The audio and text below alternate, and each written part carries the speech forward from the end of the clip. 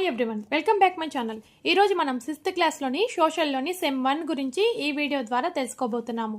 Sem 1లో first lesson ఏంటంటే సౌర కుటుంబంలో మన భూమి. అంటే మన భూమి సౌర కుటుంబంలో ఏ విధంగా ఉంది అని, ఏ విధంగామైన పాత్ర పోషిస్తుంది అని చెప్పి ఈ వీడియో ద్వారా తెలుసుకుందాం. ఖగోళ వస్తువులు అంటే ఖగోళ వస్తువులు అనేవి ఎన్నున్నాయంటే సూర్యుడు, గ్రహాలు, ఉపగ్రహాలు, గ్రహ శకులాలు, ఉల్కలు, తోకచుక్కలు వీటన్నిటినీ కలిపి ఖగోళ వస్తువులు అని అనడం అయితే జరుగుతుంది. గ్రహాలు తీసుకున్నట్లయితే బుధుడు, శుక్రుడు, భూమి, అంగారకుడు, బృహస్పతి, శని, యురేనస్, నెప్ట్యూన్ అనే ఈ గ్రహాలన్నమాట. తర్వాత ఉపగ్రహాలు, చంద్రుడు, అలాగే వీటన్నిటినీ కలిపి ఏమంటామంటే సౌర కుటుంబం అని అంటారు. ఇలాంటి సౌర కుటుంబాలన్నిటినీ కలిపి పాలపుంత లేదా గెలాక్సీ అని అంటారు.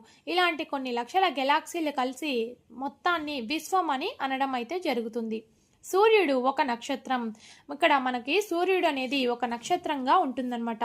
వివిధ నక్షత్రాల సమూహంతో ఏర్పడిన నక్షత్రాల నమూనాను నక్షత్ర రాసులు అని అంటారు.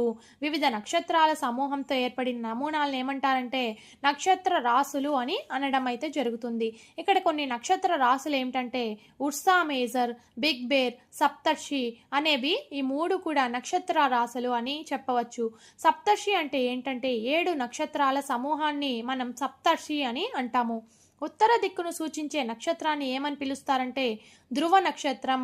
ఇది సప్తర్షి సహాయంతో మనం చూడొచ్చు అనమాట. సప్తర్షి సహాయంతో ఈ ధ్రువ నక్షత్రాన్ని మనం చూడొచ్చు. ఈ ధ్రువ నక్షత్రం ఏ దిక్కును సూచిస్తుందంటే ఉత్తర దిక్కును సూచిస్తుంది. సూర్యుడి నుంచి భూమి సుమారు 15 కోట్ల కిలోమీటర్ల దూరంలో ఉంది. అంటే మన భూమి అనేది సూర్యుడి నుంచి ఎంత దూరంలో ఉందంటే 15 కోట్ల కిలోమీటర్ల దూరం అనేది ఉంది. దాదాపు 6000 డిగ్రీల సెల్సియస్ ఉష్ణోగ్రత అనేది సూర్యుడి పైన ఉంటుంది. 6000 డిగ్రీల సెంటీగ్రేడ్ అనే ఉష్ణోగ్రత అనేది సూర్యుడి పైన ఉండడం జరుగుతుంది. సూర్యుని చుట్టూ గ్రహాలు స్థిర మార్గంలో తిరుగుతాయి. వాటినే కక్షలు అంటారు. సూర్యుని చుట్టూ గ్రహాలు తిరుగుతూ ఉంటాయి కదా, వాటిని ఏమంటారంటే ఆ మార్గాలను ఏమంటారంటే కక్షలు అని అంటారు. సూర్యునికి దగ్గరగా ఉన్న 4 గ్రహాలను ఏమంటారంటే అంతరగ్రహాలు అని అంటారు. అంటే సూర్యుడికి దగ్గరగా ఉండే గ్రహాలు కాబట్టి వాటిని అంతర్గ్రహాలు అంటారు. ఉండే 8 గ్రహాలలో 4 అంతర్గ్రహాలు అన్నమాట. ఆ 4 గ్రహాలు ఏంటంటే మొదటిదైన బుధుడు, శుక్రుడు, భూమి, అంగారకుడు. ఈ 4టిని అంతర్గ్రహాలు అని అనడం అయితే జరుగుతుంది. తర్వాత సూర్యుడి నుంచి దూరంగా ఉన్న 4 గ్రహాలని బాహ్య గ్రహాలు అని అనడం జరుగుతుంది. అంటే సూర్యుడి కంటే చాలా దూరంగా ఉండే గ్రహాలు కాబట్టి వీటిని బాహ్య గ్రహాలు అని అంటారు. అవేంటంటే అంగారకుడు తర్వాత ఉండే 4 గ్రహాలు అంటే బృహస్పతి, శని, యురేనస్, నెప్ట్యూన్. ఈ 4 గ్రహాలని సూర్యుడికి దూరంగా ఉన్న గ్రహాలు లేదా బాహ్య గ్రహాలు అని అంటారు. ఇక్కడ కవల గ్రహాలు ఏంటంటే శుక్రుడు, భూమి అనే వాటిని రెండింటిని కవల గ్రహాలుగా పరిగణిస్తారనమాట. గ్రహాలలో అన్నిటికంటే పెద్ద గ్రహం ఏంటంటే బృహస్పతి. చిన్న గ్రహం బుధుడు. మొదట ఉండే బుధుడు అనేది చిన్న గ్రహంగా పరిగణించవచ్చు. పెద్ద గ్రహం ఏంటంటే 5వ గ్రహమైన బృహస్పతిని గ్రహాలలో బృహస్పతి పెద్ద గ్రహంగా పరిగణిస్తారు. 2006 సంవత్సరం వరకు సౌర కుటుంబంలోని గ్రహాలు 9. 2006 వరకు మనకి గ్రహాలు అనేది 9 ఉన్నాయన్నమాట. అవి ఏంటంటే బుధుడు, శుక్రుడు, భూమి, అంగారకుడు, బృహస్పతి, శని, యురేనస్, నెప్ట్యూన్, ప్లూటో. ఇలాగా 9 గ్రహాలు అనేటివి మన సౌర కుటుంబంలో ఉన్నాయి. చివరి అయిన ప్లూటోని మనము సౌర కుటుంబంలో నుంచి తీసివేయడం జరిగిందనమాట. ఎందుకు తీసివేశారంటే ఈ ప్లూటో అనేది 3 ప్రమాణాలను పాటించవలసి ఉంటుందన్నమాట. అదేంటంటే మొత్తం గ్రహాలన్నీ కూడా 3 నియమాలు అయితే పాటించాలన్నమాట. అవి సూర్యుడి చుట్టూతా తిరుగుతూ ఉండాలి. అలాగే గుండ్రంగా అనేది ఉండాలన్నమాట. తర్వాత గురుత్వాకర్షణ దాని కక్షకు ఆధిపత్యం చేస్తూ ఉండాలన్నమాట. ఈ 3వ రూల్ అనేది ఇది ప్లూటో అనేది పాటించకపోవడం వల్ల దీనిని ఖగోళ సంస్థ అనే వాళ్ళు తీసివేయడం జరిగిందనమాట. ప్లూటోని సౌర కుటుంబంలో ఉండే గ్రహాల జాబితా నుంచి తీసివేయడం జరిగింది. ఏ సంవత్సరంలో తీసివేశారంటే 2006లో సంవత్సరంలో ప్లూటో అనే గ్రహాన్ని సౌర కుటుంబంలో నుంచి తీసివేయడం జరిగింది. తర్వాత భూమి. మన భూమి సూర్యుడి నుంచి 3వ గ్రహంగా ఉంది. మన భూమి అనేది పరిమాణంలో 5వ అతిపెద్ద గ్రహము. దీని ఆకారం ఏ విధంగా ఉంటుందంటే జియోయిడ్గా అభివర్ణిస్తారు. అంటే ఏంటంటే భూగర్భ రాయి అని అర్థం అనమాట జియోయిడ్ అంటే. ఈ మన భూమి అనేది ఏ విధంగా ఉంటుందంటే జియోయిడ్ యొక్క ఆకారాన్ని కలిగి ఉంటుంది. భూమి ఏకైక సహజ ఉపగ్రహం చంద్రుడు. మన భూమికి ఒకే ఒక ఉపగ్రహం అనేది ఉంది, అదేంటంటే చంద్రుడు అనమాట. భూమి మూడంతలు 2 వంతుల ఉపరితలం నీటితో కప్పబడి ఉంటుంది. మన భూమి 3 వంతులుంటే దాంట్లో 2 వంతులు ఉపరితలం అనేది నీటితో కప్పబడి ఉంటుందన్నమాట. అందుకే మన భూమిని నీలి గ్రహం అని అంటారనమాట. తర్వాత భూమి యొక్క ఆవరణాలు. మన భూమి పైన ఎన్ని ఆవరణాలు అనేటివి ఉన్నాయంటే 4 ఆవరణాలు అనేటివి ఉన్నాయి. అవి ఏంటంటే శిలావరణము, జలావరణము, వాతావరణము, జీవావరణము. ఈ విధంగా 4 ఆవరణాలను కలిగి ఉంది మన భూమి. జీవులు జీవించడానికి అత్యంత అనుకూలంగా కలిగి ఉండడాన్ని జీవావరణం అంటారు. అంటే జీవులు అనేవి అనుకూలంగా ఉండడానికి ఉండే ఆవరణాన్ని ఏమంటారంటే జీవావరణము అని అంటారనమాట. ఒకటోది అందులో శిలావరణము. అంటే మనం నివసించే భూమి ఇది రాళ్ళు నేలతో కూడిన భూమి యొక్క ఘన బాహ్య పొర. అంటే ఇది మనం నివసించే భూమి రాళ్ళు అలాగే గట్టి నేలలతో ఉండే ఘనమైన బాహ్య పొరను ఏమంటారంటే శిలావరణము అని అనడం జరుగుతుంది. 2 జలావరణము. అంటే జలావరణం అంటే మహాసముద్రాలు నదులు పర్వతాలపై గల మంచు పొరలు చెరువులు మొదలైనవన్నీ ఆవరించి ఉండే ప్రదేశాన్ని జలావరణము అని అంటారు. అంటే నీటిని ఆవరించి ఉన్న ప్రదేశాన్నంతా జలావరణము అని అనడం జరుగుతుంది. తర్వాత వాతావరణము. భూమి చుట్టూ ఆవరించి ఉండే గాలి పొరనే మనం ఏమంటామంటే వాతావరణము అని అంటామన్నమాట. జీవావరణము అంటే భూమిపైన నీటిలోను గాలిలోను ఉండే జీవులన్నింటినీ కలిపి జీవావరణము అని అంటాము. అంటే మన భూమిపైన లేదా నీటిలో ఎక్కడ జీవించి ఉన్న అన్ని జీవుల యొక్క ఆవరణాన్ని ఏమంటారంటే జీవావరణము అని అంటారు. తర్వాత నెక్స్ట్ ఉపగ్రహాలు. ఉపగ్రహాలు ఏంటంటే సూర్యుని చుట్టూ గ్రహాలు తిరుగుతున్నట్లుగానే గ్రహాల చుట్టూ ఉపగ్రహాలు కూడా తిరుగుతూ ఉంటాయన్నమాట. మన భూమికి ఉన్న ఏకైక ఉపగ్రహం ఏంటంటే చంద్రుడు. చంద్రుడు అనే ఉపగ్రహము మన భూమి చుట్టూ తిరుగుతూ ఉంటుందన్నమాట. బుధుడు శుక్రుడు తప్ప మిగిలిన అన్నిటికీ ఉపగ్రహాలు ఉన్నాయి. బుధుడు శుక్రుడికి మాత్రం ఉపగ్రహాలు అనేటివి లేవన్నమాట. చంద్రుడు. భూమికి ఉన్న ఏకైక ఉపగ్రహం చంద్రుడు. చంద్రుడు భూమి నుంచి 3,84,000 కిలోమీటర్ల దూరం ఉంది. మన భూమి నుంచి చంద్రుడు ఎంత దూరంలో ఉన్నాడంటే 3,84,000 కిలోమీటర్ల దూరం అనేది ఉందన్నమాట. చంద్రుడిపై అడుగుపెట్టిన మొదటి వ్యక్తి అమెరికాకు చెందిన నీల్ ఆర్మ్స్ట్రాంగ్ జూలై 20, 1969 అడుగుపెట్టాడు. ఈ నీల్ ఆర్మ్స్ట్రాంగ్ అనే ఆయన ఏ దేశస్థుడంటే అమెరికా దేశస్థుడు. ఆయన ఫస్ట్ చంద్రుడి పైన అడుగు పెట్టడం అయితే జరిగింది. అది ఎప్పుడు జరిగిందంటే జూలై 20, 1969లో చంద్రుడి పైన అడుగు పెట్టడం అయితే జరిగింది. మానవ నిర్మిత ఉపగ్రహం. ఇది కృత్రిమమైనది. అంటే మనమే తయారు చేసి కక్షలోనికి ప్రవేశపెట్టే వాటిని మానవ నిర్మిత ఉపగ్రహాలు అని అంటారు. అంతరిక్షంలో ఉన్న భారతీయ ఉపగ్రహాలని ఏమంటే ఇన్సాట్, IRS, ఎడ్యూసాట్ ఇవన్నీ కూడా మన భారతీయ ఉపగ్రహాలన్నమాట. గ్రహ శకలాలు అంటే ఏంటంటే గ్రహాలు ఉపగ్రహాలు కాకుండా సూర్యుని చుట్టూ చిన్న రాతి వస్తువులు కూడా చాలా ఉన్నాయి. వాటిని గ్రహ శకలాలు అంటారు. మన సూర్యుడి చుట్టూ గ్రహాలే కాకుండా ఉపగ్రహాలే కాకుండా ఇంకా చిన్న చిన్న రాతి వస్తువులు అనేటివి ఉన్నాయన్నమాట. వాటిని ఏమంటారంటే గ్రహ శకలాలు అని అనడం అయితే జరుగుతుంది. తర్వాత ఇవి బృహస్పతి అంగారక కక్షలో ఉంటాయి. ఈ గ్రహ శకలాలు అనేటివి ఎక్కడ ఎక్కువగా ఉంటాయంటే ఈ బృహస్పతి మరియు అలాగే అంగారక కక్షలో అనేది ఉంటాయన్నమాట. తర్వాత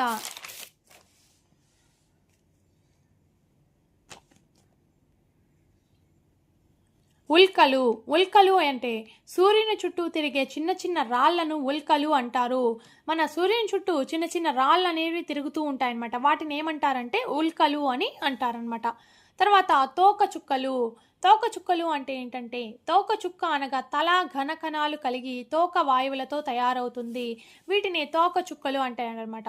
తల ఉంటుంది, అలాగే తోకలాగా ఒక కణం అనేది దళ అనేది ఘనకణంగా తోక వాయువులతో అనేది నిండి ఉండే కణాలను చుక్కల్ని ఏమంటారంటే తోకచుక్కలు అంటారు. హేలీ తోకచుక్క అనేది ఒకటి ఉందన్నమాట. ఈ హేలీ తోకచుక్క అనేది 76 సంవత్సరాలకు ఒకసారి కనిపిస్తుంది. మనకి ఇంతకుముందు 1986లో కనిపించింది అనమాట. తర్వాత 76 సంవత్సరాల తర్వాత 2061 సంవత్సరంలో మనకి ఈ హేలీ తోకచుక్క అనేది కనిపించడం జరుగుతుంది. గెలాక్సీ.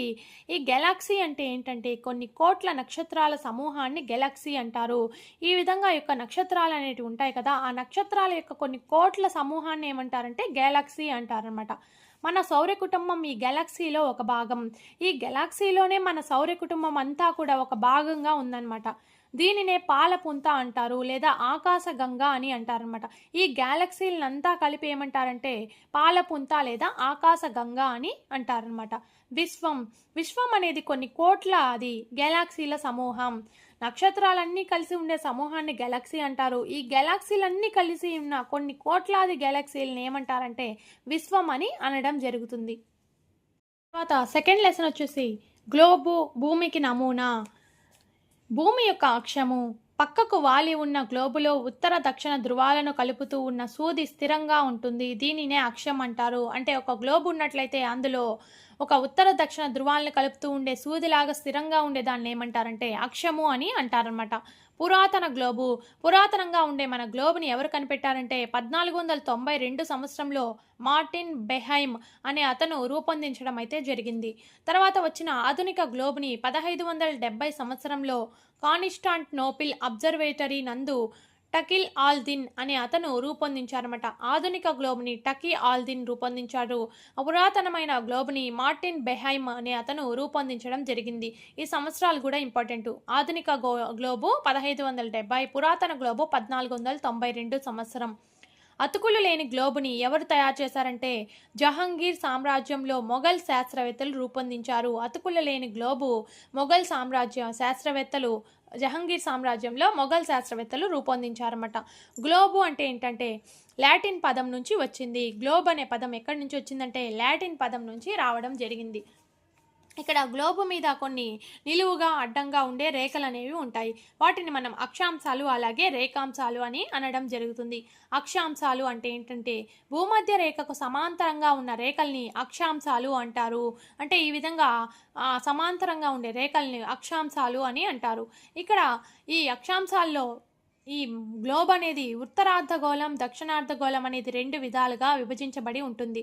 అంటే భూమధ్య రేఖకు పైవైపు ఉండేది ఉత్తరార్ధగోళం, ఉత్తర దిక్కులో ఉండేది, అలాగే దక్షిణ దిక్కులో ఉండేది దక్షిణార్ధగోళంగా చెప్పొచ్చు అనమాట. ఇక్కడ గ్లోబును తీసుకున్నట్లయితే మనకు అక్షాంశాలు ఏ విధంగా ఉంటాయంటే ఈ కింద ఉండేది దక్షిణ ధ్రువం 90 డిగ్రీలుగా ఉంటుంది, ఉత్తర ధ్రువం అనేది 90 డిగ్రీలుగా ఉంటుంది.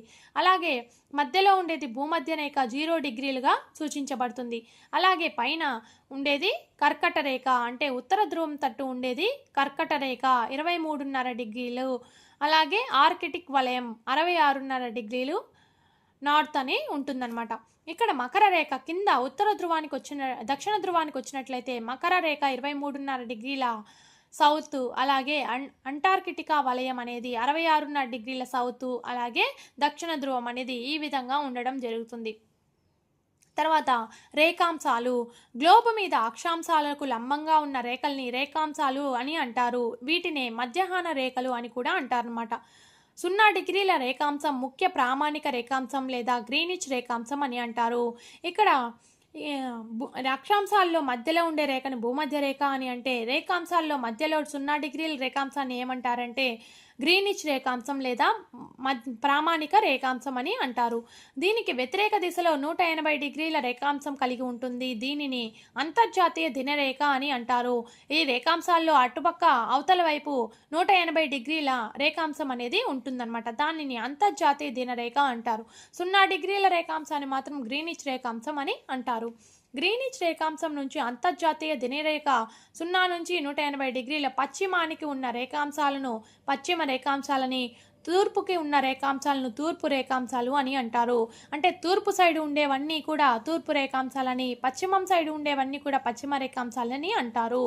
వాస్తవానికి తూర్పు రేఖాంశాలు 180 డిగ్రీలు, పశ్చిమ రేఖాంశాలు 180 డిగ్రీలు, మొత్తం కలిపిన రేఖాంశాలు 360 డిగ్రీలు అనేది ఉంటుందన్నమాట రేఖాంశాలు అనేది. ఈ రేఖాంశాలనే లాంగిట్యూడ్ లైన్స్ అని కూడా అంటారన్నమాట ఇంగ్లీష్లో. ఈ లాంగిట్యూడ్ అనేది లాటిన్ పదం నుంచి రావడం జరిగింది. ఈ లాంగిట్యూడ్ అనే పదానికి అర్థాలు ఏంటంటే వ్యవధి, నిడివి, పొడవు అని అర్థం అనేది వస్తుందన్నమాట. తూర్పు రేఖాంశం 180 డిగ్రీలు, పశ్చిమ రేఖాంశం 182 డిగ్రీలు, రెండు ఒకటే. దానినే అంతర్జాతీయ దినరేఖ అని అంటారు. 180 డిగ్రీల రేఖాంశాన్ని ఏమంటారంటే అంతర్జాతీయ దినరేఖ అని అంటారు. ఈ విధంగా 0 డిగ్రీల నుంచి 180 డిగ్రీల వరకు ఉంటుంది. దీనిని 0 డిగ్రీల గ్రీనిచ్ రేఖాంశం, 180 డిగ్రీలని అంతర్జాతీయ దినరేఖ అని అంటారు. రేఖాంశాలు భూమధ్య రేఖ వద్ద దూరంగా ఉండి ధృవాల వద్ద కలుస్తాయి. ఇక్కడ భూమధ్య రేఖ వద్ద దూరంగా ఉంటాయన్నమాట ధృవాలు. ఇక్కడ ఇది కదా భూమధ్య రేఖ. ఇక్కడ ధృవాల దగ్గరికి పోయేసరికి దగ్గరగా అవుతాయన్నమాట. అక్షాంశాలు రేఖాంశాల వలన సహాయంతో ఒక ప్రాంత ఖచ్చితమైన ఉనికి స్థితోష్ణ స్థితి కనుక్కోవచ్చు. ఈ విధంగా అక్షాంశాలు రేఖాంశాలు అనేటివి ఎందుకుంటాయంటే ఒక ప్రాంతం యొక్క ఉష్ణోగ్రత లేదా ఉనికి శీతోష్ణ స్థితి అనేది మనం ఖచ్చితంగా తెలుసుకోవడానికి ఈ అక్షాంశాలు రేఖాంశాలు అనేటివి మనకి ఉపయోగపడతాయి అన్నమాట. భూమి చలనాలు. భూమి ఏ విధంగా తిరుగుతుందంటే భూభ్రమణం అంటే భూమి తన అక్షం పైన తాను పడమర నుంచి తూర్పుకు గంటకు 1610 కిలోమీటర్ల వేగంతో తిరుగుతుంది. మన భూమి అనేది తన చుట్టూ తాను తిరగడాన్ని భూభ్రమణం అని అంటారు. అది దాని అక్షం మీద ఏ పక్క నుంచి ఏ దిక్కుకు తిరుగుతుందంటే పడమర నుంచి తూర్పుకి తిరుగుతుందనమాట. అది గంటకి 1610 కిలోమీటర్ల వేగంతో తిరుగుతాం అయితే జరుగుతుంది. ఈ విధంగా ఈ భూభ్రమణం అనేది జరగడం వల్ల ఏం ఏర్పడుతుంది అంటే మనకి పగలు రాత్రి అనేది ఏర్పడడం జరుగుతుంది. భూమి ఒకసారి తన చుట్టూ తాను తిరగడానికి 23 గంటల 56 నిమిషాల 4.09 సెకండ్లు అనేది టైం అనేది పడుతుందన్నమాట. దానిని 24 గంటలుగా మనం చెప్పవచ్చు. అంటే ఒక రోజు అనేది అర్థమవుతుంది.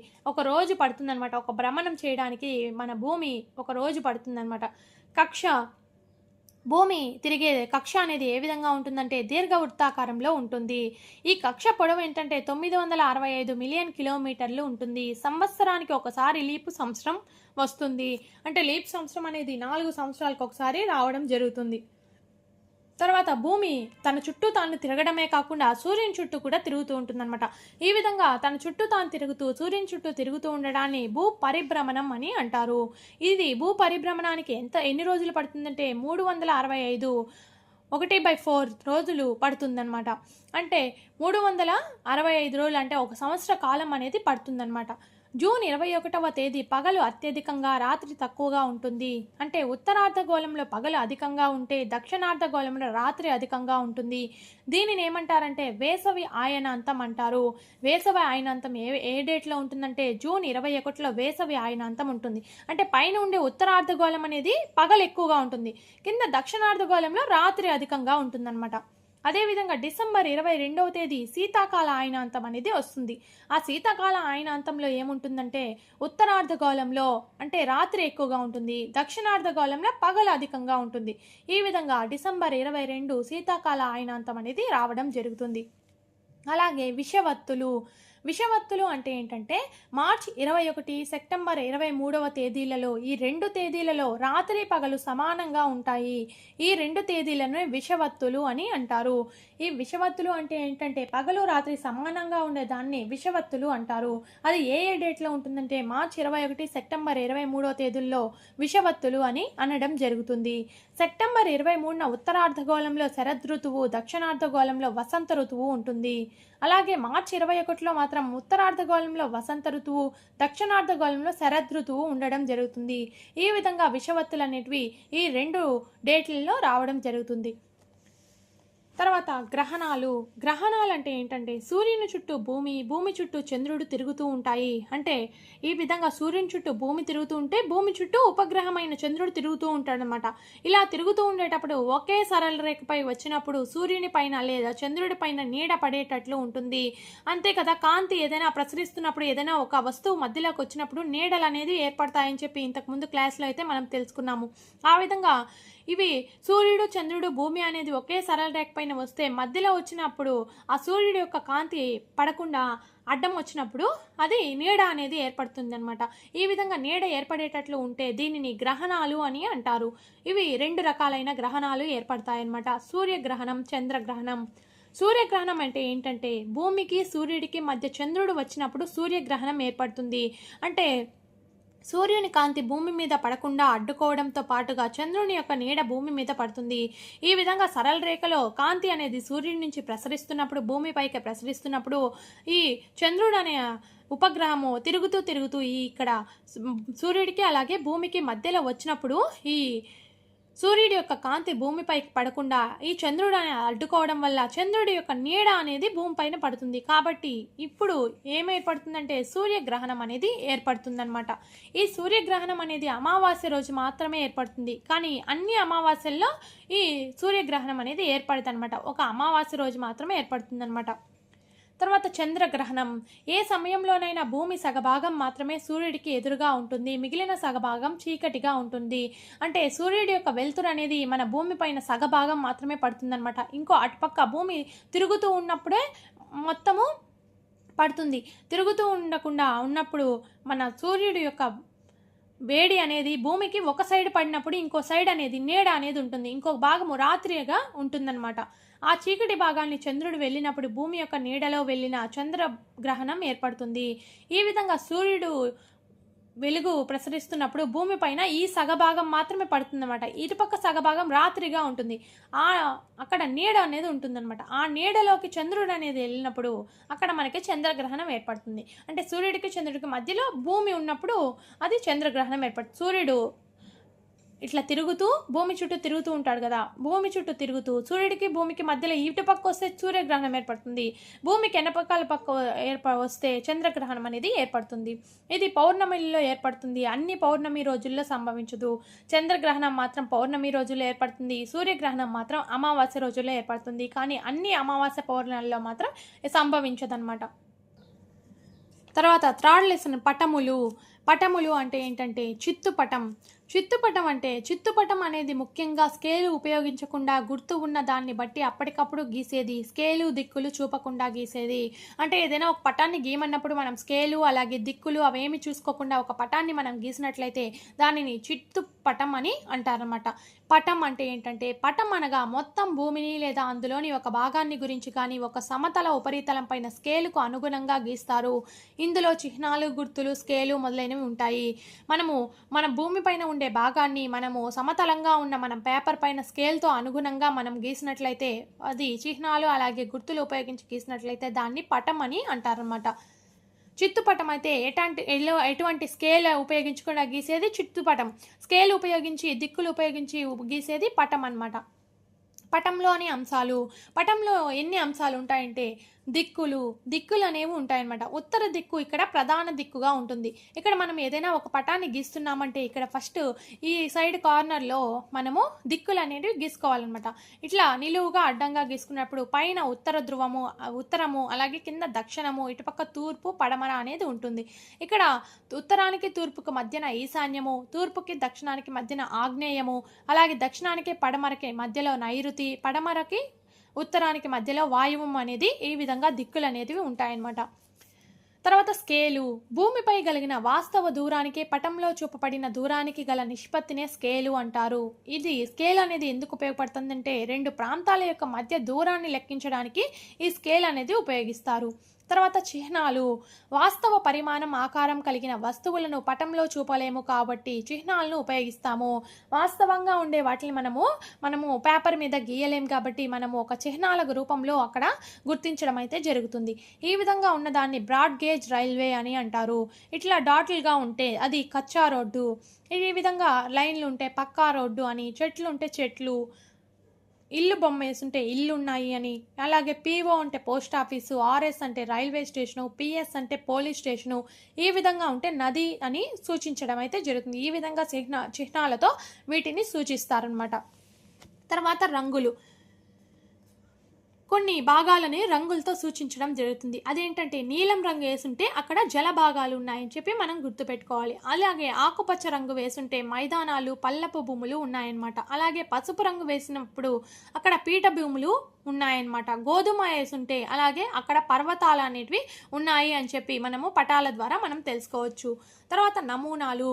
ఎంత తీవ్రత ఉంది అని చెప్పి తెలుసుకోవడానికి నమూనాలను ఉపయోగిస్తారు. అంటే ఏంటంటే నమూనా అంటే ఒక ఉబ్బెత్తుగా ఉండే ప్రాంతం అన్నమాట.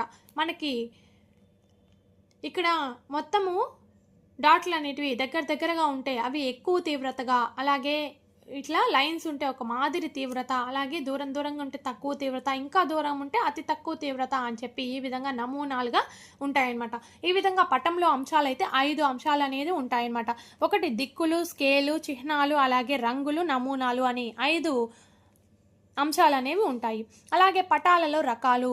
పటాలు అనేటివి ఎన్ని రకాలుగా ఉంటాయంటే 3 రకాలుగా ఉంటాయి. రాజకీయ పటాలు, భౌతిక పటాలు, విషయ నిర్దేశక పటాలు. రాజకీయ పటాలు అంటే ఏమిటంటే గ్రామాలు, నగరాలు, పట్టణాలు, జిల్లాలు, రాష్ట్రాలు, దేశాలు, వాటి యొక్క సరిహద్దులు ఇవన్నీ చూపేటివంతా రాజకీయ పటాలుగా మనం చెప్తావచ్చు అనమాట. భౌతిక పటాలంటే పర్వతాలు, పీఠభూములు, మైదానాలు, సముద్రాలు, నదులు, ఎడారులు వంటి భౌగోళికమైన స్వరూపాలను సూచించేదే భౌతిక పటాలు. అలాగే విషయ నిర్దేశిత ఏదైనా ఒక విషయాన్ని గురించి చెప్తుంటే అది విషయ నిర్దేశిత పటాలు అవుతుంది. అంటే భూమి యొక్క పరిమాణాన్ని గురించి, లేదా ఉష్ణోగ్రత గురించి, శీతోష్ణ స్థితి గురించి, జనాభా, పంటలు, రైల్వేలు, నేలలు, అడవులు, ఖనిజాలు, పరిశ్రమలు, రైలు మార్గాలు, రోడ్డు మార్గాలు, జల మార్గాలు మొదలైన అంశాల వివరణను చూపే పటాలన్నీ ఒక విషయానికి సంబంధించి ఉంటుంది కాబట్టి దాన్ని విషయ నిర్దేశిత పటాలు అని అంటారనమాట. ఇక్కడితో థర్డ్ చాప్టర్ కూడా కంప్లీట్ అయిపోయింది. తర్వాత 4th చాప్టర్ వచ్చేసి ఆంధ్రప్రదేశ్ భూస్వరూపాలు. మన ఆంధ్రప్రదేశ్ యొక్క భూస్వరూపం అనేది ఏ విధంగా ఉంది అంటే, భూస్వరూపాలు అంటే భూమి యొక్క వివిధ స్వరూపాలనే భూస్వరూపాలు అంటారనమాట. ఒకే విధమైన స్వరూపం అంటే ఉండదన్నమాట. ఇది ఉదాహరణకు పర్వతాలుగా ఉంటుంది, పీఠభూమి, మైదానం, లోయ ఈ విధంగా భూస్వరూపాలని కలిగి ఉంటుంది. మన ఆంధ్రప్రదేశ్లో 3 రకాలైన భూస్వరూపాలు అనేటివి ఉన్నాయి. అవి ఒకటి మైదానాలు, పీఠభూములు, పర్వతాలు, కొండలు ఈ విధంగా 3 భూస్వరూపాలని కలిగి ఉంది. అలాగే మైదానాలు అంటే ఏంటంటే సముద్ర మట్టం నుంచి గరిష్టంగా 200 మీటర్ల ఎత్తు ఉన్న సమతల ప్రాంతాలని మైదానాలు అంటారన్నమాట. మైదానాలు ఎంత ఎత్తుంటాయంటే 200 మీటర్ల ఎత్తు అనేది కలిగి ఉంటుంది. అక్కడ సమతలంగా ఉంటుందన్నమాట ప్రాంతం అనేది. ఇవి జనసాంద్రత, సారవంతమైన నేలలను కలిగి ఉంటుంది. భారతదేశంలో గంగా సింధు నదీ మైదానాలు ప్రపంచ ప్రసిద్ధి చెందాయి. మైదానాల్లో మన భారతదేశంలో ఏది ప్రపంచ ప్రసిద్ధి చెందిందంటే గంగా సింధు మైదానాలు. అలాగే చిన్న డెల్టా మైదానాలు కూడా చాలా ఉన్నాయన్నమాట మన ఆంధ్రప్రదేశ్లో. తర్వాత పీఠభూములు. ఎత్తుగా ఉండి సమతలంగా ఉండే ప్రదేశాలని పీఠభూములు అంటారనమాట. ఎత్తుగా ఉంటాయన్నమాట ఇవి, వీటిని పీఠభూములు అంటారు. దక్కన్ పీఠభూమి భారతదేశంలోని అతి ప్రాచీనమైనది. రాయలసీమలో అత్యధిక భాగం దక్కన్ పీఠభూమికి చెందింది. రాయలసీమలో ఉండే ప్రాంతాలన్నీ చాలా భాగము దక్కన్ పీఠభూమికి చెందిందనమాట. ఎక్కువ ఖనిజ సంపదలు అనేటివి ఈ పీఠభూముల్లో ఉంటాయి. అవి ఎటువంటి ఖనిజాలంటే సున్నపురాయి, మ్యాంగనీసు, రాతి నార, ఇనుప ఖనిజము, బంగారము, వజ్రాలు, గ్రాఫైటు, డోలమైట్, క్యాట్, సిలికా మొదలైన ఖనిజాలన్నీ ఈ పీఠభూముల్లో లభించడం అయితే జరుగుతుంది. దక్కన్ పీఠభూమి లావా పీఠభూమి. నేలలు వచ్చేసి నల్లరేగడి నేలలు ఉంటుంది. ఇక్కడ ఈ దక్కన్ పీఠభూమిలో ఏ పీఠభూమిగా ఉంటుంది, లావా పీఠభూమి అంటే ఎక్కువ ఉష్ణోగ్రత అనేది ఉంటుందన్నమాట. ఇక్కడ నేలలు అనేటివి కూడా ఏ విధంగా ఉంటాయంటే నల్లరేగడి నేలలు అనేటివి ఉంటాయన్నమాట పీఠభూముల్లో. తర్వాత పర్వతాలు. భూమి యొక్క ఉపరితలం పైన సహజమైన అత్యధిక ఎత్తు కలిగిన ప్రాంతాలను ఏమంటారంటే పర్వతాలు అని అంటారనమాట. తర్వాత ఆంధ్రప్రదేశ్లో ప్రధాన భూస్వరూపాలు. మన ఆంధ్రప్రదేశ్లో ఉండే భూస్వరూపాలు ఏ విధంగా ఉన్నాయంటే, భారతదేశంలో 28 రాష్ట్రాలు ఉన్నాయి. భారతదేశానికి తూర్పు తీర మైదానాన్ని ఆనుకొని ఆంధ్ర రాష్ట్రం ఉంది. మన భారతదేశానికి ఏ సైడ్ ఉంది అంటే ఆంధ్ర రాష్ట్రము తీర ప్రాంతానికి తూర్పు సైడు ఉందన్నమాట. ఇది ఆగ్నేయ దిశలో ఉండే రాష్ట్రం ఏంటంటే మన ఆంధ్రప్రదేశ్ అంట. ఆంధ్రప్రదేశ్కి ఉత్తరాన ఛత్తీస్గఢ్, ఒడిస్సా రాష్ట్రాలు ఉన్నాయి. దక్షిణాన తమిళనాడు, పశ్చిమాన తెలంగాణ, నైరుతిలో కర్ణాటక, తూర్పున బంగాళాఖాతం అనేది సరిహద్దులుగా కలిగి ఉందన్నమాట మన ఆంధ్రప్రదేశ్. ఆంధ్రప్రదేశ్ యొక్క తీరరేఖ పొడవు అంటే ఆంధ్రప్రదేశ్ యొక్క తీరం అనేది ఎంత కిలోమీటర్లు ఉందంటే 972 కిలోమీటర్ల పొడవు అనేది ఉందన్నమాట. భారతదేశంలో విస్తీర్ణం పరంగా 7వ రాష్ట్రంగాను, జనాభా పరంగా 10వ రాష్ట్రంగా మన ఆంధ్రప్రదేశ్ అనేది ఉంది. ఆంధ్రప్రదేశ్లోని కొండలను ఉత్తర దక్షిణాలుగా విడదీసే నదుల్ని గోదావరి, కృష్ణ అని అంటారు. మన ఆంధ్రప్రదేశ్లో ఉండే కొండల్ని ఉత్తరంగా దక్షిణంగా విడదీసే నదులు ఏంటంటే గోదావరి, కృష్ణ నదులంట.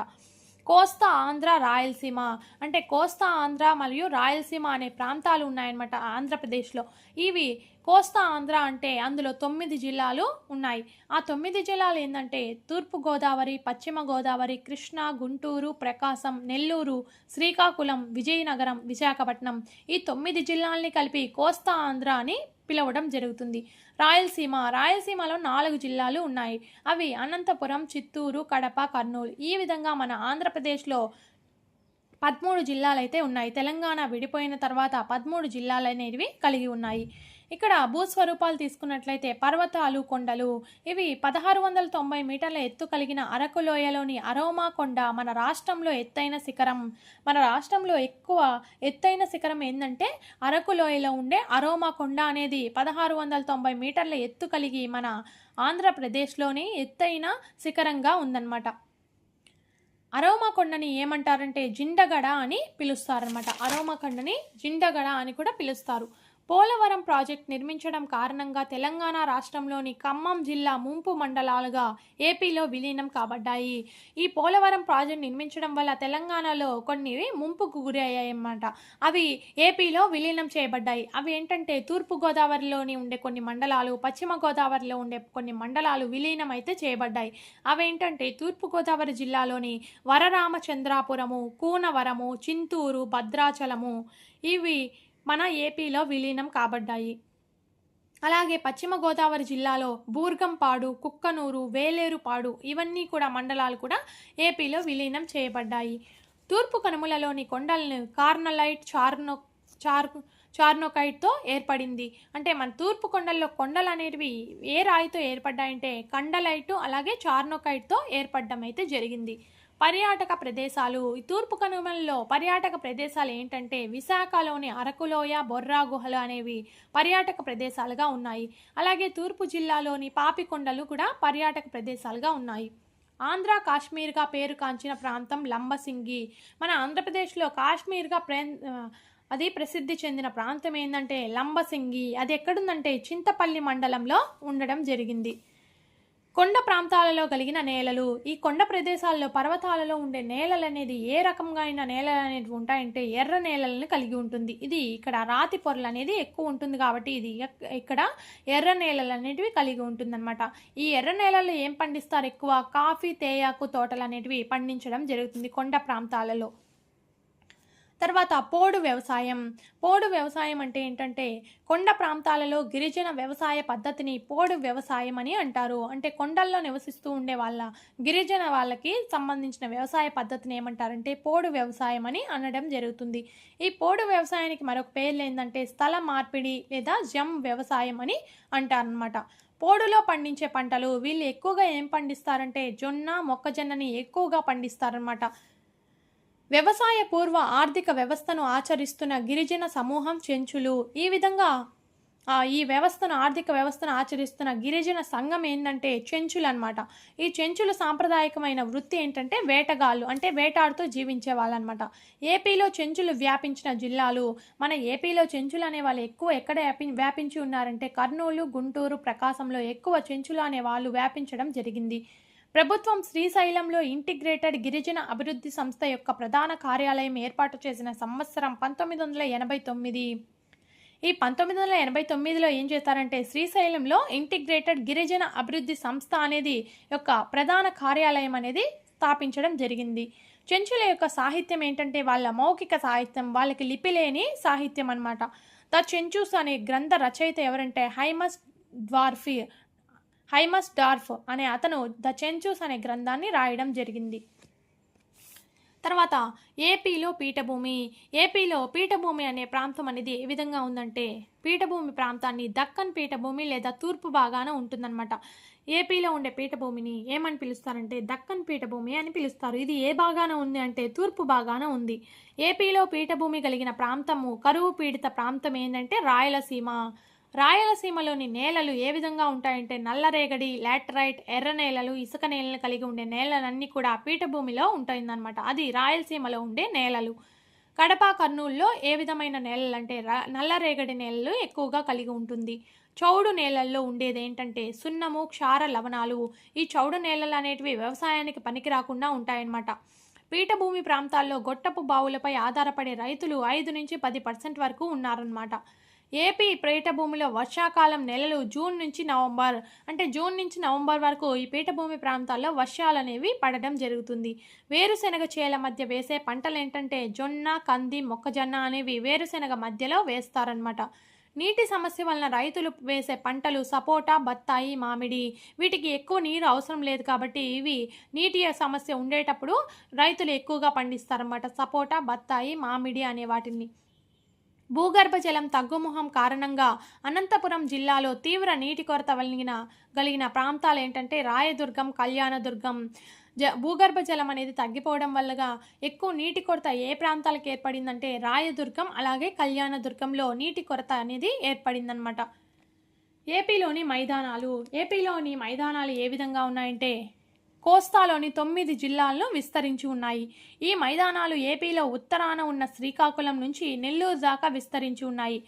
పులికాట్ సరస్సు ఎక్కడుందంటే నెల్లూరు జిల్లాలో ఉంది.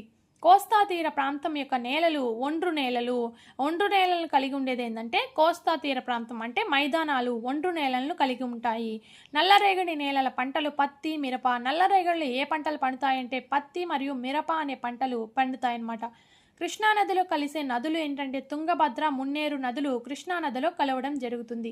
ఆహార ధాన్యాలకు గిడ్డంగి లాంటిది ఏంటంటే డెల్టా మైదానాలు. అంటే ఈ డెల్టా మైదానాలలో ఆహార ధాన్యాలకి గిడ్డంగి వంటిది అని చెప్పి, అంటే ఆహార ధాన్యాలు ఎక్కువగా పండడం అయితే జరుగుతుంది. వర్షాకాలంలో పండే పంట ఏంటంటే ఖరీఫ్ అని అంటారు, ఖరీఫ్ కాలము అని అంటారు. శీతాకాలపు పంటల్ని ఏ కాలం అంటారంటే రబీ కాలము అని అనడం జరుగుతుంది. తూర్పు తీరంలో ప్రసిద్ధి చెందిన మంచునీటి సరస్సు ఏంటంటే కొల్లేరు సరస్సు. అది ఎక్కడుందంటే పశ్చిమ గోదావరి జిల్లాలో ఉంది. మంచినీటి సరస్సు ఏంటంటే కొల్లేరు సరస్సు. ఉప్పు నీటి సరస్సు పులికాట్ సరస్సు, ఇది నెల్లూరు జిల్లాలో ఉందన్నమాట. తర్వాత 5వ లెసన్ వచ్చేసి సంచార జీవనం మరియు నుంచి స్థిర జీవనం. అంటే సంచార జీవనం నుంచి ఆది మానవుల నుంచి స్థిర జీవనాన్ని ఏ విధంగా ఏర్పరచుకున్నారు అనేది ఈ లెసన్ అనమాట. ఆది మానవులు కొన్ని వేల సంవత్సరాల పూర్వం భారత ఉపఖండంలో నివసించే ప్రజలను ఆహార సేకరణ వేటగాళ్ళు అని పిలిచేవారు. ఈ విధంగా ఆహారం కోసం ఆహారాన్ని వేటాడి చంపి తినేవాళ్ళనమాట. జంతు చర్మాన్ని దుస్తులుగా ఉపయోగించేవారు. వాళ్ళు దుస్తులుగా ఏమి ఉపయోగించారంటే జంతు చర్మాన్ని ఉపయోగించుకుంటూ ఉన్నారు. ఈ ఆది మానవులు నివసించే ప్రదేశాలు ఏంటంటే గృహలు, చెట్ల నీడలు, రాతి స్థావరాలు. ఇక్కడ గృహలు, చెట్లలో, రాతి స్థావరాల్లో ఆది మానవులు అనే వాళ్ళు జీవిస్తూ ఉన్నారు. ఈ విధంగా సంచార జీవులు ఆహారం కోసం ఒక ప్రాంతం నుంచి మరొక ప్రాంతానికి వెళ్ళే వారిని ఏమంటారంటే సంచార జీవులు అని అంటారు. ఈ విధంగా ఆహారాన్ని వేటాడుతూ అలాగే ఒక ప్రాంతం నుంచి మరొక ప్రాంతానికి వెళ్తూ సంచరిస్తూ ఉండే వాళ్ళని సంచార జీవులు అని అంటారు. నిప్పును కనుక్కోవడం అంటే ఫస్ట్ వీళ్ళు ఇట్లాగా తిరుగుతూ నిప్పును కనుక్కోవడం అయితే జరిగింది. ఆహారం వండుకొని తినే విధానానికి పునాది ఏంటంటే నిప్పు అనమాట. ఆది మానవులు నిప్పును క్రూర మృగాలను తరిమివేయడానికి, గృహాల్లో వేడికి, వెలుతురికి, చెక్కను గట్టిపరచడానికి ఉపయోగించేవారన్నమాట నిప్పుని. తర్వాత ఆది మానవులను తెలుసుకునే జాడలు. మనం ఈ ఆది మానవులు ఎలా ఉన్నారు అని చెప్పి తెలుసుకునే జాడలు అనేటివి ఏంటంటే పురాతన తవ్వకాల్లో లభించిన పనిముట్లు. వాళ్ళు వాడిన పురాతనమైన పనిముట్లు అనేది దొరకడం వలన వాళ్ళు ఏ విధంగా ఉన్నారు ఆది మానవులు అని చెప్పి వాళ్ళ యొక్క జాడ అనేది మనకి తెలుసుకోవచ్చు అనమాట. రాళ్లతో, కర్రలతో, ఎముకలతో చేసిన పనిముట్లు ఉపయోగించేవాళ్ళు. అలాగా పురావస్తు తవ్వకాల్లో బయటపడిన పనిముట్లలో ఏమున్నాయంటే రాళ్లతో, కర్రలతో, ఎముకలతో చేసిన పనిముట్లు అనేటివి ఉన్నాయన్నమాట. జంతువులను వేటాడడానికి వివిధ రకాలైన పనిముట్లు వాళ్ళు ఉపయోగించేవాళ్ళు.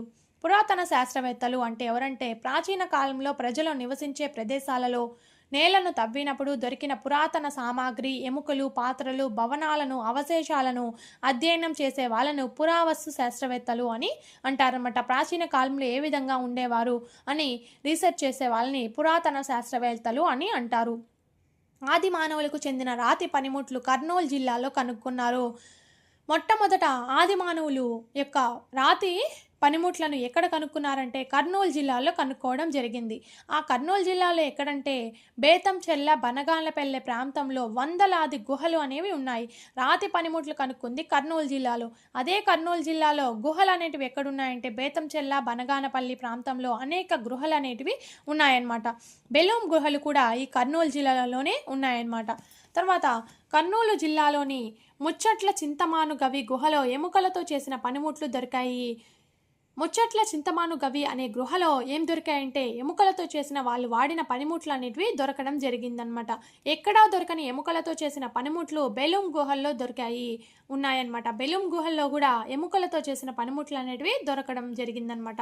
ఆది మానవులలో జీవితం గడుపుతున్న ఏపీలో తెగలు యానాదులు చెంచులు ఈ విధంగానే ఆది మానవుల యొక్క జీవితం లాగా గడుపుతున్న తెగలు ఏంటంటే యానాదులు చెంచులు అనే వాళ్ళు వాళ్ళలాగే జీవితాన్ని గడుపుతున్నారు అని చెప్పి ఉందన్నమాట. చిత్రకళ చిత్రకళ అనేది వాళ్ళ ఆది మానవుల కాలంలో చిత్రకళ అనేది ఏ విధంగా ఉందంటే వాళ్ళు గోడలు రాతి స్థావరాలపైన వివిధ చిత్రాలు సంఘటనలను చిత్రించేవారు. వాళ్ళు ఏదైనా చూసిన చిత్రాలని వాళ్ళు గోడపైన చిత్రించే వాళ్ళు అనమాట. ఎలా చిత్రించే వాళ్ళంటే చిత్రాలకు అవసరమయ్యే రంగుల్ని ఏ విధంగా చేసేవాళ్ళంటే రాళ్లను పిండి చేసి జంతువుల కొవ్వుని కలిపేవారు. ఈ విధంగా వాళ్ళు వేటాడిన తర్వాత జంతువుల యొక్క కొవ్వుల్ని ఈ విధంగా రాళ్ళు పిండి చేసి దానికి కలపడం ద్వారా అది ఒక కలర్స్ అనేటివి ఏర్పడడం జరుగుతుంది. ఈ విధంగా వాళ్ళు గోడలపైన రాతి స్థావరాలపైన బొమ్మలు చిత్రాలు అనేది వేయడం జరుగుతుందన్నమాట. రాతి స్థావరాల్లో గీసిన చిత్రాలు ఏపీలో కడప జిల్లాలో చింతకుంట గ్రామం ముద్దనూరు మండలంలో ఉన్నాయి. ఈ విధంగా వాళ్ళు వేసిన చిత్రకళ అనేది ఎక్కడ బయలుపడిందంటే ఏపీలో ఉండే కడప జిల్లాలోని చింతకుంట గ్రామం ముద్దనూరు మండలంలో బయలుపడ్డాయి అన్నమాట. మొత్తం ఎన్ని రాతి స్థావరాలు కనుగొనబడ్డాయంటే 100 రాతి స్థావరాలు కనబడ్డాయి అన్నమాట. ఎరుపు తెలుపు రంగులలో కలిగిన చిత్రాలు 200కు పైగా ఉన్నాయి. అలాగే తెలుపు రంగులు కలిగిన చిత్రాలు 10 ఉన్నాయన్నమాట. మొత్తం 2 రంగులు ఎరుపు తెలుపు కలిపి మొత్తం 200 ఉంటే ఉత్త తెలుపు రంగు మాత్రమే 10 మాత్రం ఉన్నాయంట. ఇలాగ ఎరుపు రంగు చిత్రాల్లో ఉన్న మూపురం ఎద్దు గుహలు స్థానికంగా ఎద్దుల ఆవుల గుంపు గుహ అని అంటారు. ఈ విధంగా మూపురం ఎద్దు ఉండే గుహ అనేది ఉండడాన్ని ఆ గుహను ఏమంటారంటే ఎద్దుల ఆవుల గుంపు గుహ అని పిలుస్తారు. ఇది మూపురం కలిగిన ఎద్దు ఏ రంగు చిత్రం అంటే ఎరుపు రంగు చిత్రంగా ఉందన్నమాట. ఇంకా మిగిలిన రాళ్లపైన జింక నక్క కుందేలు పక్షులు మానవుల చిత్రాలు అనేవి ఉన్నాయి. వాళ్ళు ఆది మానవులు తిరుగుతూ ఉన్నప్పుడు వాళ్ళు చూసిన సంఘటనలు వాళ్ళకి ఏం కనిపిస్తాయి, జింకలు నక్కలు కుందేళ్ళు పక్షులు అలాగే వాళ్ళకి కనిపించిన వాటిని వాళ్ళు చిత్రాల్లాగా రాస్తారనమాట. ఆది మానవుల ఆహార సేకరణదారుల నుంచి ఆహార ఉత్పత్తిదారులుగా మారిన కాలం 12,000 సంవత్సరాల క్రితం. 12,000 సంవత్సరాల క్రితం వాళ్ళు ఆహార సేకరణ చేసుకుంటూ వాళ్ళు ఆహారాన్ని ఉత్పత్తి చేయడం అనేది ప్రారంభించారనమాట. విల్లు అంబులు ధరించిన మానవ ఆకృతులు ఎద్దు ఉండే గృహ కడప జిల్లాలోని చింతకుంట గ్రామం. ఈ విల్లు అంబులు ధరించిన మానవ ఆకృతులు అలాగే ఎద్దు ఉండే గృహ అనేది ఎక్కడుందంటే కడప జిల్లాలోని చింతకుంట గ్రామంలో బయలుపడడం జరిగింది. యుగాలు అనేటివి 3 యుగాలుగా చెప్పొచ్చు. అవి ఏంటంటే పాతరాతి యుగం అంటే పాలియోలిథిక్ అనే యుగంగా చెప్పొచ్చు. అది ఎప్పటి నుంచి ఎప్పటిదాకంటే బీసీఈ 2.6 మిలియన్ సంవత్సరాల నుంచి బీసీఈ 10,000 సంవత్సరాల వరకు ఉంటుంది. తర్వాత మధ్యరాతి యుగం అనేది మెసోలిథిక్ అనేది బీసీఈ 10,000 సంవత్సరాల నుంచి బీసీఈ 8,000 సంవత్సరాల వరకు ఉండే యుగాన్ని మధ్యరాతి యుగం అని అంటారు. తర్వాత కొత్త రాతి యుగం అనేది నియోలిథిక్ అని పిలుస్తారన్నమాట. ఇది బీసీఈ 8,000 సంవత్సరాల నుంచి బీసీఈ 3,000 సంవత్సరాల వరకు ఉండే కాలాన్ని కొత్త రాతి యుగం అని అంటారు. ఈ కాలాలకి ఉండే సంవత్సరాలు అనేటివి ఇంపార్టెంట్ అన్నమాట. ఏ సంవత్సరం నుంచి ఏ సంవత్సరం వరకు అనేది చాలా ఇంపార్టెంట్గా ఉంటుంది. మనకి యుగం ఇచ్చేసి ఏ సంవత్సరం నుంచి ఏ సంవత్సరం వరకు అని అడగడానికి ఎక్కువ ఛాన్స్ ఉందన్నమాట. తర్వాత వ్యవసాయం. వీళ్ళు ఏ విధంగా ఆహార సేకరణ నుంచి వ్యవసాయం ఏ విధంగా చేశారంటే ఆది మానవులు పండించిన పంటలు ఈ విధంగా వాళ్ళు వ్యవసాయం చేయొచ్చు అని చెప్పి ఆహారాన్ని ఉత్పత్తి చేశారన్నమాట. వాళ్ళు ఇలాగా ఉత్పత్తి చేసి పండించిన పంటలు ఏంటంటే ఎక్కువగా వరి గోధుమ బార్లీ పప్పులు పెసలు శనగలు మునగ మొదలైన పంటలన్నీ వాళ్ళు పండించడం జరిగింది. తర్వాత వాళ్ళు పశుపోషణ వాళ్ళు అదేవిధంగా కొన్ని జంతువులు అనేది మచ్చిక చేసుకోవడం జరిగింది. ఏ జంతువులు అంటే పశువులు గొర్రెలు మేకలు గుంపులుగా నివసించే పందులు ఈ విధంగా వాటిలన్నింటినీ కూడా మచ్చిక చేసుకోవడం జరిగింది. ఆహార నిల్వల కోసం ఆది మానవులు ఉపయోగించేవి మట్టి పాత్రలు గంపలు బుట్టలు మరియు నేలమాళికలు. ఈ విధంగా వాళ్ళు పండించుకున్న ఆహార పదార్థాలన్నీ వాళ్ళు నిల్వ చేసుకోవడం అయితే మొదలు పెట్టారన్నమాట. ఈ విధంగా వేటిలతో నిల్వ చేసుకునే వాళ్ళంటే వాళ్ళు అదే మట్టితో చేసుకున్న మట్టి పాత్రల్లో అలాగే బుట్టలు గంపలు మొదలైన వాటిల్లో అన్నిట్లో కూడా వాళ్ళు నిల్వ చేసుకునే వాళ్ళంట. నేలమాళిగలు అంటే భూగర్భంలో ఉన్న ఒక చిన్న గదులు అనమాట. భూమి లోపల ఉండే గదుల్లో నిల్వ చేసుకునే వాళ్ళు అనమాట. మట్టి గడ్డితో చేసిన ఇండ్లలో నివసించే వాళ్ళు చిన్నగా వాళ్ళ సంచార జీవనం నుంచి ఒక ఇల్లు అనేది కట్టుకోవడం జరిగింది. కొత్త రాతి పనిముట్లతో వ్యవసాయం చేసిన కాలాన్ని నవీన రాతి యుగం కొత్త రాతి యుగం అని అంటారు. ఈ వాళ్ళు పనిముట్లతో మళ్ళీ వ్యవసాయాన్ని అనేది చేస్తూ ఉన్నారనమాట. ఆ వ్యవసాయం చేస్తున్న కాలాన్ని ఏమంటారంటే పనిముట్లు ఉపయోగించారు కాబట్టి నవీన రాతి యుగం లేదా కొత్త రాతి యుగం అని అంటారనమాట. వ్యవసాయదారులు అడవులు చదును చేయడానికి ఉపయోగించే పనిముట్లను పురావస్తు శాస్త్రవేత్తలు నవీన రాతి పనిముట్లు అని అంటారు. పురావస్తు శాస్త్రవేత్తలు ఏమన్నారంటే వ్యవసాయదారులు పొలాన్ని చదును చేయడానికి ఉపయోగించే పనిముట్లను ఏమన్నారంటే నవీన రాతి పనిముట్లు అని అన్నారన్నమాట. మధ్యప్రదేశ్ రాష్ట్రంలో నంద్రా గ్రామంలో రాతి పనిముట్లు ఆనవాళ్లు దొరికాయి. ఈ విధంగా రాతి పనిముట్లు ఎక్కడ దొరికాయంటే మధ్యప్రదేశ్లోని నంద్రా గ్రామంలో దొరికాయన్నమాట. ప్రపంచవ్యాప్తంగా నదీలోయ నాగరికతలు, మెసపటోనియా, ఈజిప్టు, సింధు లోయ నాగరికతలు, చైనా నాగరికతలు, ప్రపంచవ్యాప్తంగా ఈ ఆది మానవుల తర్వాత నాగరికత అనేది ఏర్పడిందనమాట. అంటే నాగరికత అనేది మనిషి జీవితం అనేది అంటే నాగరికత అనేది ఏర్పడిందనమాట. అంటే ఒక్కొక్క విషయాన్ని తెలుసుకుంటూ ఎదగడాన్ని నాగరికత అని అంటారన్నమాట. ఏపీలో రాతి చిత్ర కళాస్థావరాలు గుంటూరులో వినుకొండ, ప్రకాశంలో నాయుడుపల్లి, సింగరాయకొండ, నెల్లూరులో కావలి, నందిపాడు, అలాగే కడపలో దాపల్లి, చింతకుంట, చిత్తూరులోని రేణిగుంట, వెంబకండ్రిగ, శ్రీకాళహస్తి, అలాగే అనంతపురంలో వేల్పమడుగు, అలాగే బుడగని, టనిగల్, కర్నూలులోని బల్లారం, కేతవరం, కలువబొగ్గ, ఆదోని, ఈ విధంగా రాతి చిత్ర కళా స్థావరాలు అనేటివి బయలుపడ్డాయన్నమాట.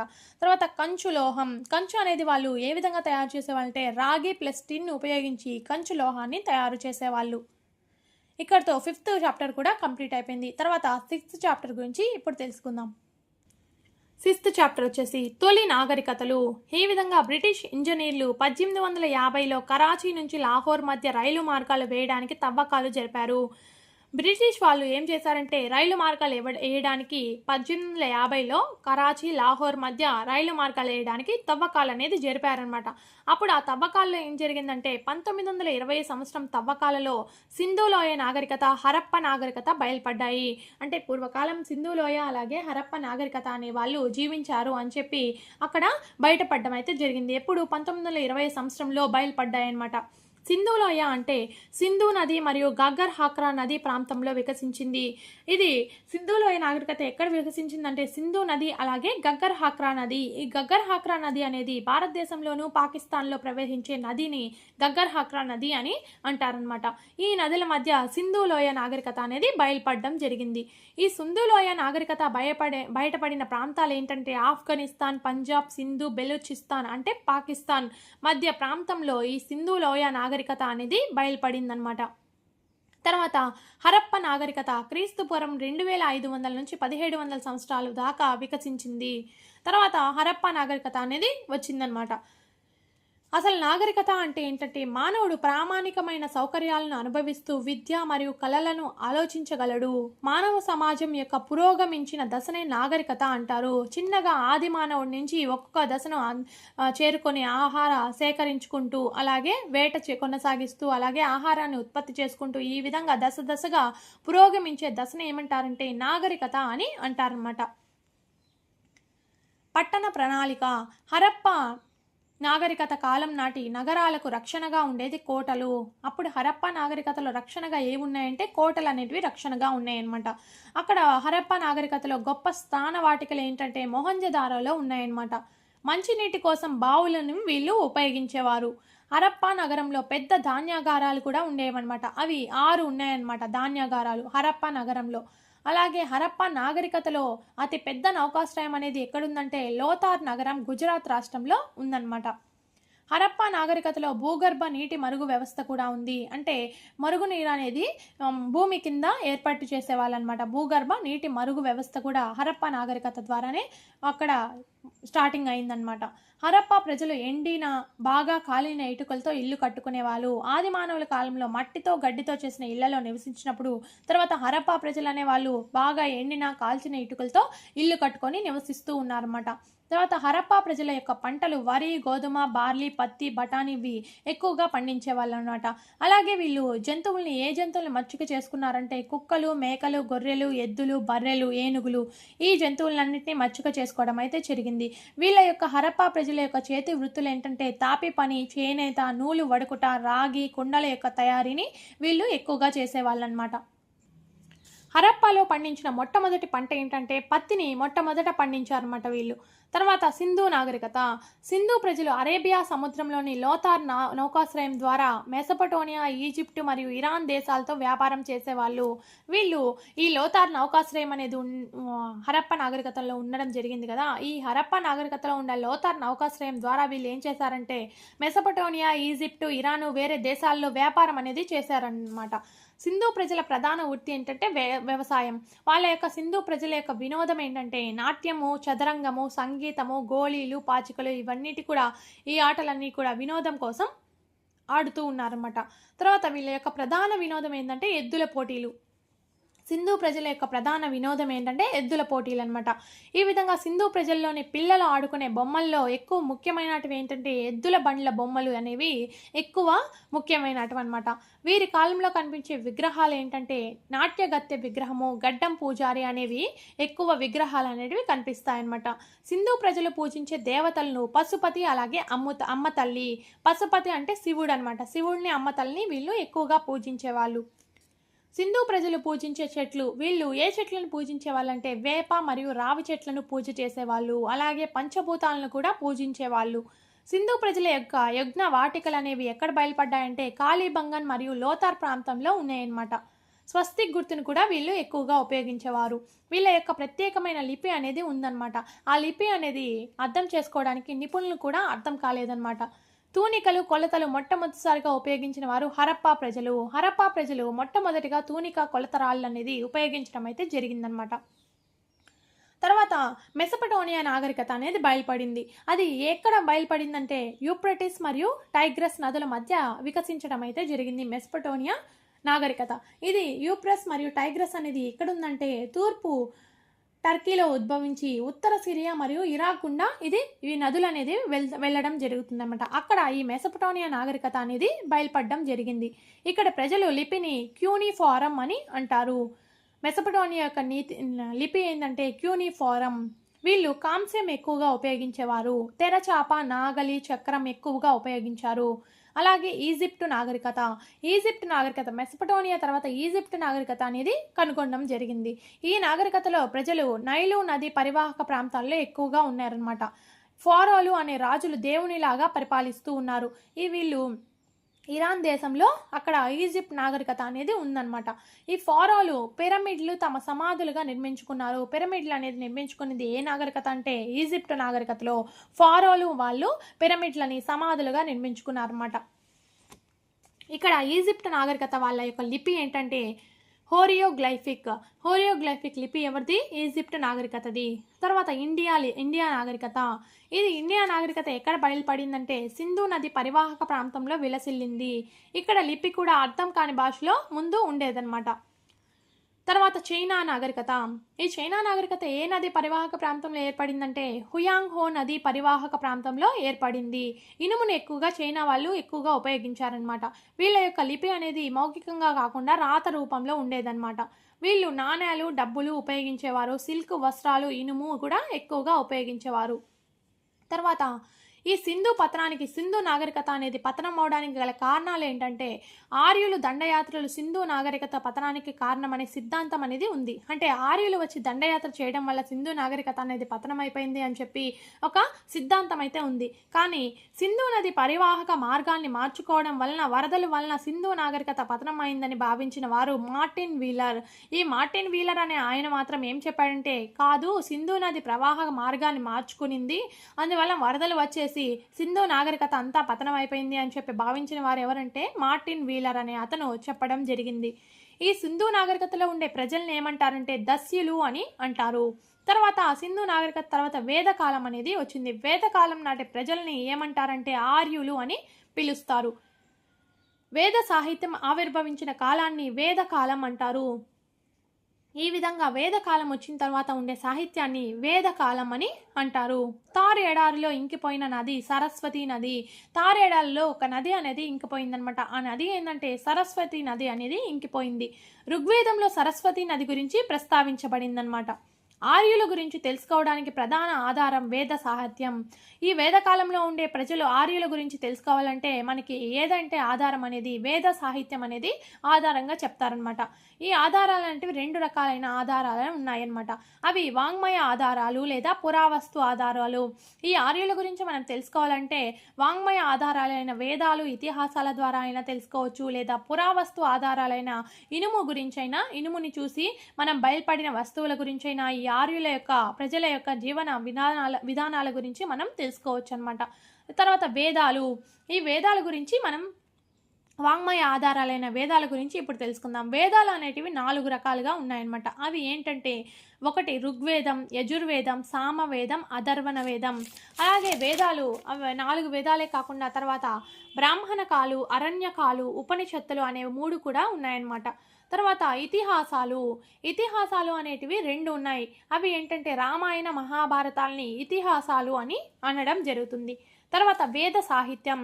ఇలాగా ఆర్యులు ఉండే కాలాన్ని వేదకాలం అంటారు. వాళ్ళు ఉండిన సాహిత్యాన్ని వేద సాహిత్యం అని అంటారు. సంస్కృత భాషలో వేదం అంటే ఉన్నతమైన జ్ఞానం. వేదం అంటే ఎక్కువ జ్ఞానాన్ని ఏమంటారంటే వాళ్ళు వేదం అని అంటారు. ఈ వేదాలను శృతులు అని అంటారు. వేదాలను మనం ఏమంటామంటే శృతులు అని అనడం జరుగుతుంది. భారతీయ యోగాకు ఆధారాలు వేదాలు. మనం యోగా అనేది చేస్తున్నామంటే దానికి ఆధారాలు ఏంటంటే వేదాలు అనమాట. వేదాల్లో చెప్పబడిన విధంగా యోగా అనేది జరుగుతూ ఉంది. వేదకాలానికి మరలి వెళ్ళాలని పిలుపునిచ్చిన వారు స్వామి దయానంద సరస్వతి. మళ్ళీ వేదకాలానికి మనం వెళ్ళాలి అని చెప్పి పిలుపునిచ్చిన వారు ఎవరంటే స్వామి దయానంద సరస్వతి. ఇక్కడ ఋగ్వేదంలో ఏముంటుందంటే ఋషుల సంకలనం చేసిన శ్లోకాల సముదాయం అనేది ఋగ్వేదంలో మనం చూడవచ్చు. యజుర్వేదంలో ఏముంటుందంటే యజ్ఞాదికాది క్రతువులలో పాటించవలసిన నియమాలు, నిబంధనలు అనేటివి యజుర్వేదంలో ఉంటాయి. సామవేదంలో ఏముంటాయంటే సంగీతం యొక్క మూలాలు, అంటే సంగీతానికి మ్యూజిక్ సంబంధించినవన్నీ కూడా సామవేదంలో అయితే ఉంటాయన్నమాట. తర్వాత అథర్వణ వేదంలో ఏముంటుందంటే శ్లోకాలు, పాటల సంకలనం అంతా కూడా అథర్వణ వేదంలో ఉంటుంది. బ్రాహ్మణకాలు. ఈ బ్రాహ్మణకాలలో ఏముంటుందంటే వేదాలలోని శ్లోకాలు, క్రతువులు, తత్వాల గురించి, వీటన్నిటి గురించి శ్లోకాలు కూడా అవి గద్య రూపంలో అయితే ఉండడం జరుగుతుంది బ్రాహ్మణకాలలో. తర్వాత అరణ్యకాల్లో విద్యావాదము, క్రతువులు, సంస్కారాల గురించి ఉంటుంది. తర్వాత ఉపనిషత్తుల్లో ఏముంటుందంటే ఆత్మ, ప్రకృతి యొక్క రహస్యాల గురించి ఉండేందంటే ఉపనిషత్తుల్లో ఉంటుందన్నమాట. తర్వాత వేదకాలం. ఈ వేదకాలాన్ని తిరిగి మళ్ళీ 2 రకాలైన కాలాలుగా వర్గీకరించారన్నమాట. అది తొలి వేదకాలం, మలివేద కాలం. ఈ తొలి వేదకాలం అనేది క్రీస్తు పూర్వం 1500 నుంచి 1000 సంవత్సరాల వరకు ఉంటుంది. అలాగే మలివేద కాలం అనేది క్రీస్తు పూర్వం 100 నుంచి 600 సంవత్సరాల వరకు ఉండే కాలాన్ని మలివేద కాలం అని అంటారు. అంటే తొలివేద కాలంలో ఏ విధంగా ఉండేవాళ్ళంటే ప్రజలు అప్పుడు కుటుంబానికి పెద్ద తండ్రిగా ఉండేవారు. అంటే కుటుంబం అనే మూల వ్యవస్థగా ఉండేదన్నమాట. ఉమ్మడి కుటుంబ వ్యవస్థ ఉండేది. ఏక భార్యత్వం అనేది వాళ్ళు ఉండేదన్నమాట. అంటే ఒకే ఒక భార్య అనేది ఉండేది తొలివేద కాలంలో. యుద్ధ ఖైదీలను దాసులు అని పిలిచేవారు. యుద్ధ ఖైదీలను తొలి వేద కాలంలో దాసులు అని పిలిచేవాళ్ళు. వాళ్ళనే బానిసలుగా చేసుకొని ఉండేవారనమాట. తర్వాత తొలి వేద కాలంలోనే గురుకులాలు అనేవి ఉండేవి. విద్యాలయంలో యుద్ధ తంత్రం, వేదాంతం, వ్యవసాయం, పశువుల పెంపకం, హస్తకళలు నేర్పేవారు. అప్పుడు మనకి వృత్తి పనికి అవసరమైన జ్ఞానాన్ని విద్యాలయాల్లో నేర్పించేవారు. ఆర్యులు దేవుళ్ళు ఒకటే అని నమ్మేవారు. ఎలాంటి వివక్షత లేదు. కులాంతర వివాహాలపై ఎలాంటి నిషేధం లేదు. తొలివేద కాలంలో ప్రజలు అనేవాళ్ళు ఎలాంటి వివక్షత చూపించకుండా వివాహాలపైన కూడా కులాంతరమైన అభిప్రాయాలు ఏమీ లేకుండా ఉండేవాళ్ళనమాట. ఆర్యులు తెగలుగా నివసించే ప్రజలు నాయకుడు రాజన్ అని అంటారు. ఈ ఆర్యులకు తెగలకు నివసించే ప్రజలకి నాయకుడిగా ఉండే అతన్ని ఏమంటారంటే రాజన్ అని అంటారు. సలహాలు ఇచ్చే వాళ్ళని ఏమంటారంటే సభ, సమితి అని వాళ్ళు సలహాలు ఇచ్చే వాళ్ళుగా ఉంటారన్నమాట. తర్వాత మలివేద కాలం. మలివేద కాలంలో వచ్చేసి ఆశ్రమ వ్యవస్థ అనేది ప్రారంభమైందనమాట. అంటే 4 ఆశ్రమ వ్యవస్థగా ప్రారంభమైంది. అది 1 బ్రహ్మచర్యాశ్రమం, గృహస్థాశ్రమం, వానప్రస్థాశ్రమం, సన్యాసాశ్రమం. ఈ విధంగా 4 ఆశ్రమాలు అయితే ప్రారంభమయ్యాయి అన్నమాట. బ్రహ్మచార్యాశ్రమం అంటే బ్రహ్మచారిగా ఉండడం అంట. గృహస్థాశ్రమం అంటే అదే మ్యారేజ్ చేసుకొని పెళ్లి చేసుకొని గృహస్థ నియమాలను నిబంధనలు పాటిస్తూ ఉండడం. వానప్రస్థాశ్రమం అంటే పెళ్లి చేసుకొని కూడా బ్రహ్మచర్యాన్ని పాటిస్తూ ఉండడం. సన్యాసాశ్రమం అంటే పెళ్లి ఏం చేసుకోకుండా సన్యాసంలో కలిసిపోతూ ఉండడం అన్నమాట. వర్ణ వ్యవస్థ ప్రారంభమైంది అక్కడ. ఈ మలివేద కాలంలో విష్ణువు, శివుడు, స్కందుడు, లక్ష్మి, సరస్వతి, పార్వతి మొదలైన దేవుళ్లను పూజించేవాళ్ళనమాట. ఇతిహాసాల కిందకి వస్తే ఇతిహాసాలు ఏంటంటే రామాయణ మహాభారతాలని మనం ఇతిహాసాలు అని అంటాము. రామాయణాన్ని ఆది కావ్యంగా పిలుస్తారన్నమాట. ఇది రాసింది ఎవరంటే వాల్మీకి రాయడం జరిగింది రామాయణాన్ని. అలాగే మహాభారతాన్ని ఎవరు రాశారంటే వేదవ్యాసుడు రాయడం జరిగింది. ఇప్పుడు మలివేద కాలంలోని ఇంకో పద్ధతి అనేది ప్రజలు అమలు చేస్తూ ఉన్నారన్నమాట. ఏంటంటే వస్తు మార్పిడి పద్ధతి అనేది ఉంది అనమాట. డబ్బుకు బదులుగా వస్తువులను మార్చుకునే విధానాన్ని వస్తు మార్పిడి పద్ధతి అని అంటారన్నమాట. అంటే డబ్బులకు బదులుగా ఒక వస్తువు ఇచ్చి ఇంకో వస్తువు తీసుకోవడాన్ని వస్తు మార్పిడి పద్ధతి అని అంటారన్నమాట. ఈ విధంగా మలివేద కాలంలోనే ప్రజలు నివసిస్తూ ఈ విధంగా జీవనాన్ని కొనసాగిస్తూ ఉన్నారన్నమాట. ఇంతటితో 6th చాప్టర్ కూడా కంప్లీట్ అయిపోయింది. ఇంతటితో సోషల్ సెమ్ 1 అనేది మొత్తం కంప్లీట్ అయిపోయింది. తర్వాత సెమ్ 2 సోషల్ గురించి 6th క్లాస్ సెమ్ 2 అనేది మనం తర్వాత వీడియో ద్వారా తెలుసుకుందాం. ఈ వీడియో కనుక మీకు నచ్చినట్లయితే లైక్ చేసి అలాగే షేర్ చేయండి, అలాగే సబ్స్క్రైబ్ చేసుకోండి. Thank you for watching.